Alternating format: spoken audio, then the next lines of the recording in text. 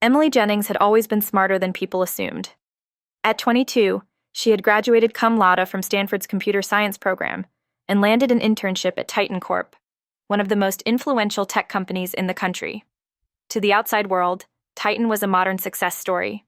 Sleek products, progressive culture, and a CEO who spoke on panels about ethics and AI. But Emily wasn't there for the glory. She needed this internship to turn into a job offer. Her family couldn't support her anymore, and San Francisco's rent alone was enough to sink a less driven soul. The first day she stepped into the 34th floor of Titan's glass-walled headquarters, she felt two things: intimidation and curiosity. She was assigned to the infrastructure team, specifically to a senior engineer named Owen Chen. Owen was cold but efficient. He gave her a login, a task list, and then barely spoke to her. Emily didn't mind. She knew her code would speak for her. For the first 2 weeks, she did what was asked: debugging, script maintenance, code reviews. She was fast, thorough. By week 3, Owen had started leaving her larger chunks of back-end tasks, even trusting her to poke around in the company's internal databases. And that was his first mistake. On a Thursday evening, alone in the office after hours, Emily was testing a new security protocol when she found a strange directory. It was encrypted but not with any scheme she'd been told about. Curious, she spun up a sandbox and began running decryption tools. Inside the folder were records. Not code, not infrastructure files, but people. Names, addresses, IP logs, audio clips, customers, and all of them had Titan Corp devices. Emily scrolled deeper, finding logs of private conversations recorded through microphones, even when the device was officially in sleep mode. She sat back in her chair, heart pounding. The company that preached privacy was secretly recording users. She could have logged out, walked away. But she copied the directory to an encrypted USB and stuffed it into her jacket.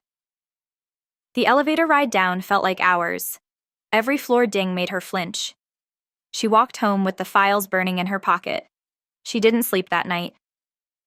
The next morning, Emily tried to act normal, but something had changed. The way people looked at her.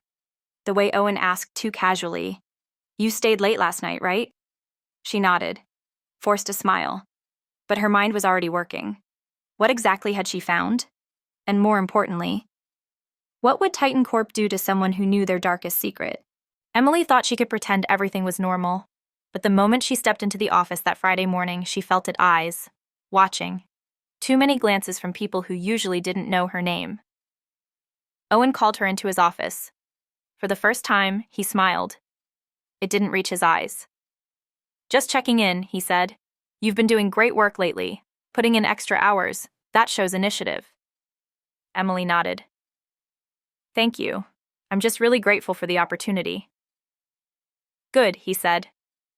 "Because a lot of people would kill for a chance to be here." Was that a compliment or a warning? She spent the day acting normal, completing tasks, taking notes. But every move felt heavy, every keystroke loud. At lunch, she went to the rooftop garden. Her phone buzzed a text from an unknown number. "Be careful what you dig into. Not everything wants to be found." Her stomach dropped. She looked around. No one was nearby. When she returned to her desk, her laptop screen was unlocked. Strange, she always locked it. Her browser history had been cleared. Someone had been there. And then, that night, she found the microphone, taped under her desk, barely visible. A tiny black device with a red dot that blinked every 5 seconds. Her heart raced. They knew. She ran home, locked her door, and shoved a bookcase in front of it. Paranoia coiled around her like a snake. Emily plugged in the USB she'd taken and backed it up to 2 different cloud accounts, one under a fake name, one to an encrypted server she built herself in college. Then she called the one person she knew would help. Layla, her roommate from Stanford, now a journalist working for an independent tech outlet. Layla answered on the second ring. "Emily? I need to talk to you. It's big and dangerous." A long pause. Then, "Come to my place. Now." Emily arrived 20 minutes later, USB in her pocket, looking over her shoulder the whole time. She explained everything. Layla listened without interrupting, then asked only one question. Do you know how many lives this could destroy? Emily nodded. Yeah, including mine. Layla took a deep breath. Okay, she said. Then let's make sure it destroys the right ones. Layla's apartment was cluttered with coffee cups, books on surveillance, and a wall full of post-its mapping corporate cover-ups. It was the opposite of Titan's polished floors and clean lines. And for the first time in weeks, Emily felt safe. Layla inserted the USB into her laptop and immediately disabled her Wi-Fi. No chances, she said. The files opened slowly. Layla scrolled through them, her eyes widening with each new folder. These aren't just user recordings, she whispered. These are politicians, CEOs, activists. They've been recording high-value targets. This isn't just invasion of privacy, it's espionage. Emily felt a wave of dread. Layla turned to her. There's a subfolder labeled Red File, password protected, triple encrypted. Emily nodded. I saw it, but I didn't have time to crack it. We'll need to air-gap a machine, decrypt it manually. It'll take hours, maybe days. But before they could begin, Layla's phone buzzed. Unknown number. A text message. If you publish that file, someone close to you will pay the price. Layla's face went pale. Emily looked at her. What is it? Layla shook her head. It's starting. They agreed to lay low for a few days. Layla took time off from work. Emily called in sick. They set up a makeshift workstation inside a neighbor's unused basement storage unit to work undetected. By day 4, they finally cracked into the Red File. What they found was worse than Emily could have imagined. The file included a list of internal employees who had been targeted for silent disposal people who knew too much, former employees who went off-grid. And there in the middle of the list was Emily's name. Her address, her photo, date of termination, TBD. They're going to kill you, Layla said. Emily stared at the screen. Her mouth was dry. Not if I get to them first. They copied everything to multiple backups and mailed encrypted drives to 3 trusted journalists. If anything happened to them, the story would go live. But Emily was done hiding. She put on her Titan Corp ID badge and walked straight into the building Monday morning like nothing had happened. She smiled at the security guard, but inside her bag was a flash drive labeled Judgment Day. Emily arrived at the Titan Corp headquarters early in the morning. It was still dark outside, the air heavy with fog. She wore a black turtleneck and jeans, blending into the shadows as she walked through the parking lot with her bag strapped across her shoulder. Inside it, tucked under a layer of papers, was a miniature hard drive, her final weapon. She scanned her ID at the front desk. The security guard, a tall man with tired eyes, gave her a nod. She forced a smile, pretending to be just another intern starting her day. Little did he know, she was about to launch a silent war. On the elevator ride up to the 18th floor, her heart beat fast. Not out of fear, but anticipation. She had spent the last week digging through Titan's systems, identifying the location of the Red File. A code name for a digital vault containing confidential client records, hidden illegal transactions, and worst of all, a list of names linked to human data experiments. When the elevator doors opened, she walked straight into the empty analytics room. She'd chosen this room on purpose. It was out of view, close to the server interface, and equipped with a terminal that could access administrative files. She logged in using an override password she had stolen from a careless IT-tech last Friday.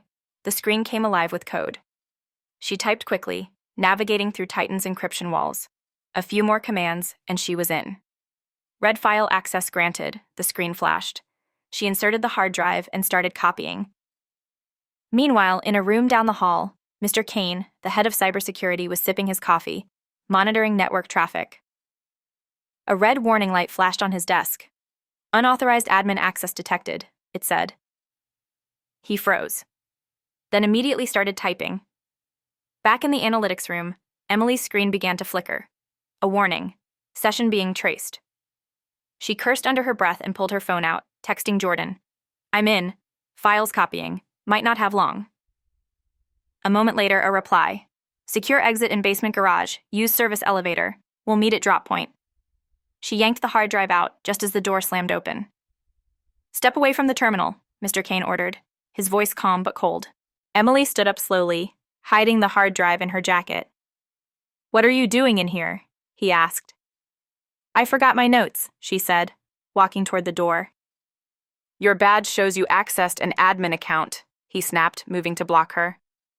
Then I guess I'm fired, she said, kneeing him in the groin and running out the door. She dashed down the hallway through the service door into the elevator shaft, hitting B3. The basement garage. Her breath came in short bursts. She clutched the hard drive like her life depended on it, because it did. In the garage, Jordan was waiting in a beat-up sedan. Emily jumped in as he peeled out, tires screeching. Did you get it? He asked. She nodded, holding up the drive. Everything. As they merged into traffic, Emily looked back at the towering Titan building shrinking into the distance. Now, she said, we finish this. The next morning, the city woke to a storm but not of rain. It was a digital storm. Social media exploded with headlines. Titan Corp exposed for illegal human data experiments. Government launches investigation into tech giant. Whistleblower drops bombshell files. Who is she? Emily watched from a dimly lit apartment, her laptop open to the news feed. She didn't smile. There was no celebration. Only silence. Only justice. The red file she had stolen contained years of corruption, hundreds of secret transactions, and a list of dozens of individuals who had been tested on without consent, including children. The file had been released in partnership with Truthline, an independent journalism network run by Jordan and a team of former reporters. They had verified every piece, redacted personal identities for safety, and launched it live across every platform. Titan Corp's stock crashed by 47% in a single day. Investors fled.